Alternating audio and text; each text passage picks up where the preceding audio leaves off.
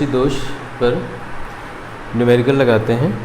और न्यूमेरिकल में प्रॉब्लम ये आती है इस टॉपिक से रिलेटेड न्यूमेरिकल पर, नियर साइटेडनेस और फार साइटेडनेस, इस टॉपिक पर रिलेटेड न्यूमेरिकल पर हमें प्रॉब्लम ये आती है कि हम डिसाइड कैसे करें कि इमेज की डिस्टेंस कौन सी है और ऑब्जेक्ट की डिस्टेंस कौन सी है।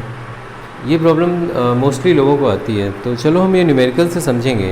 लाइक यहाँ पे एक न्यूमेरिकल गिवन है, इसी से हम इसको समझेंगे कि कैसे हम इसको कंफर्म करें कि क्या हमारा इमेज डिस्टेंस है और कौन सी ऑब्जेक्ट की डिस्टेंस है। तो लेट्स सी दिस एग्जांपल।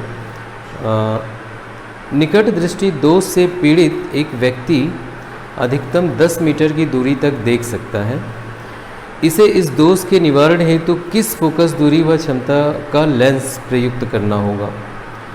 तो ये प्रॉब्लम जैसा कि तुम देख रहे हो तुम्हारे स्क्रीन पे आ रही है इधर, मैं इसे हिंदी में पढ़ रहा हूँ तो मैं इंग्लिश में समझा देता हूँ।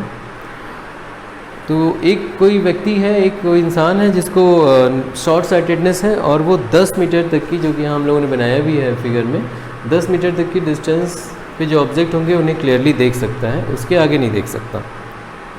तो इस दोष के निवारण हेतु, मतलब जो इसमें फॉल्ट आई है, ये जो नियर साइटेडनेस है, इसकी जो आँख में ये प्रॉब्लम है, इसकी सॉल्यूशन के लिए उसे किस फोकल लेंथ, कौन सी फोकस दूरी, फोकल लेंथ का लेंस यूज़ करना होगा और फिर उस लेंस की पावर कितनी होगी ये बताना है। तो चलो देखते हैं। तो कैसे डिसाइड, देखो हमारे पास फॉर्मूला है, जैसे हम जानते हैं पावर का फॉर्मूला क्या होता है, P = 1/f, और वो किस में होना चाहिए, मीटर में होना चाहिए, मीटर में। फोकल लेंथ यानी फोकस दूरी मीटर में होनी चाहिए। तो P = 1/f। तो सबसे पहला काम हमारा है कि हम फोकल दूरी मीन्स फोकल लेंथ फाइंड करें। तो उसके लिए डिसाइड करना होगा ना कि इमेज कौन सी है, कहाँ पे इमेज की डिस्टेंस है और कौन सी ऑब्जेक्ट की। तो देखो, क्योंकि हमें ऑब्जेक्ट है कहाँ पे जो हम नहीं देख पा रहे हैं, और लेंस लगाने के बाद उसको देख ले रहे हैं। ऑब्जेक्ट तो है वहीं पर, इन्फिनिटी पर है ना, ऑब्जेक्ट तो वही है। जब लेंस नहीं था तो नहीं देख पा रहे थे, अब लेंस लग गया है तो लेंस तो उसे हम देख पा रहे हैं। तो एक्चुअली ऑब्जेक्ट है कहाँ पर, इन्फिनिटी पर ही है। तो ऑब्जेक्ट डिस्टेंस क्या हो गई, इन्फिनिटी। देन तो हम लोग यहाँ पे इसे नोट कर लेंगे, u = here is given, here u is given, we can say, हम कह सकते हैं कि हमें u क्या है, इन्फिनिटी है और u इन्फिनिटी पर है। अब इमेज की डिस्टेंस क्या है, v हम देखते हैं v हमारा 10 मीटर पर है लेंस के सामने, जो कि नेगेटिव होता है, इधर नेगेटिव होता है। तो v = -10, ये हमारी हो गई इमेज की डिस्टेंस v। कैसे डिसाइड किया कि ये इमेज की डिस्टेंस है, चलो ऑब्जेक्ट डिस्टेंस तो समझ में आ गया है, ये इमेज की डिस्टेंस है, ये कैसे डिसाइड किया। क्योंकि देखो, क्योंकि अगर इमेज चाहे वो रियल हो चाहे वर्चुअल हो, हमें देखना तो उसे क्लियरली है ना।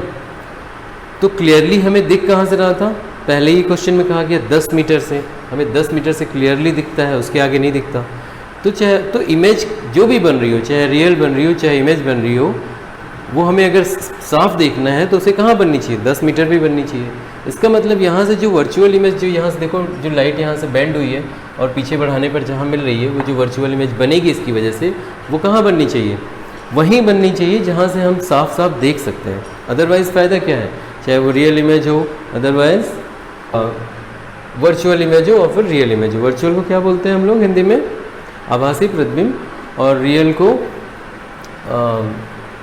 क्या बोलते हैं, वास्तविक प्रतिबिंब। तो हमें ये डिसाइड करना है कि हमें कैसे पता है कि ये हमारी इमेज की डिस्टेंस है। लेकिन ये तो हम जानते हैं कि जहाँ तक हमें क्लियर दिखता है वहीं तक बनना चाहिए। ये हमें क्लियरली अंडरस्टूड है कि भाई हमें अगर दिखेगी नहीं इमेज तो बनने का फ़ायदा क्या है। इसका मतलब रियल इमेज या वर्चुअल इमेज जो भी बन रही है वो वहीं बननी चाहिए जहाँ पर हम क्लियरली देख सकते हैं। तो वर्चुअल इमेज इधर ही बनेगी। तो वर्चुअल इमेज कहाँ बने, जहाँ हम क्लियर देख सकते हैं, 10 मीटर पर बने। इसलिए v हमारी हो गई -10 मीटर। वो जगह, वो डिस्टेंस जहाँ तक हम क्लियर देख सकते हैं, वो डिस्टेंस हमारी होगी v। ओके, तो हमें u पता चल गया, v पता चल गया। अब हम फॉर्मूले में पुट करेंगे 1/f, यहाँ हमारे पास फॉर्मूला है 1/f की जगह 1/f फाइंड करना है, v के प्लेस पर नेगेटिव इमेजिनरी डिस्टेंस है -10 माइनस इन्फिनिटी। ओके, और नेक्स्ट एक छोटा सी बात है कि 1/∞ 0 होता है। इस बात को हम समझेंगे नेक्स्ट वीडियोस में, मैं इसे क्लियर करूँगा और इसको ये 0 क्यों आता है, ये सारी बातें हम करेंगे और तुम्हें समझाऊंगा मैं इस बात को। तो अभी हम ये लेते हैं कि इन्फिनिटी 1/∞ 0 होता है। चलो थोड़ा सा क्लियर ही कर देते हैं 1/∞ 0 कैसे होता है। देखो लाइक 1 अगर तुम जैसे जैसे नंबर 1/2 है, नंबर डिनोमिनेटर के नंबर इंक्रीज़ करते जाओगे, 1/3 करो, फिर 1/10 करो, तो ये क्या होंगे, जो वैल्यू यहाँ आएगी ये वैल्यू इस कंपैरिजन में, इसके कंपैरिजन में छोटी होगी, क्योंकि डिनोमिनेटर जैसे जैसे बड़ा होता जाता है होल वैल्यूज़ छोटी होती जाती है। इसी तरह से अगर डिनोमिनेटर में इन्फिनिटी आ जाए तो ये वैल्यू कहाँ पहुँच जाएगी, 0 हो जाएगी, क्योंकि जैसे जैसे बड़ा हो रहा है वैल्यू छोटी आती जा रही है। तो अगर इन्फिनिटी हो जाए तो 0 हो जाएगा, इसलिए हम कहते हैं कि 1/∞ क्या होगा, 0 होगा। तो यहाँ पे हम इस वैल्यू को 0 रखेंगे और 1/f इज इक्वल्स टू -1/10, और यहाँ क्या आ गया, 0 आ गया। तो हमारे पास क्या बचा, 1/f is equals to -1/10, then f क्या आया, -10। इसको रेसिप्रोकल करोगे, इधर पलटोगे इधर ये भी पलट जाएगा, तो ये हो गया -10 मीटर। देन अब हमें पावर फाइंड करनी है, लेंस की पावर कितनी है, तो ये फॉर्मूला है अपने पास 1/f मीन्स 1/-10, और ऑलरेडी ये मीटर में है तो हमें इसे मीटर में कन्वर्ट करने की ज़रूरत नहीं है। अगर सेंटीमीटर में होता तो हम लोग इसे मीटर में कन्वर्ट करते, तब इस फॉर्मूले में पुट करते।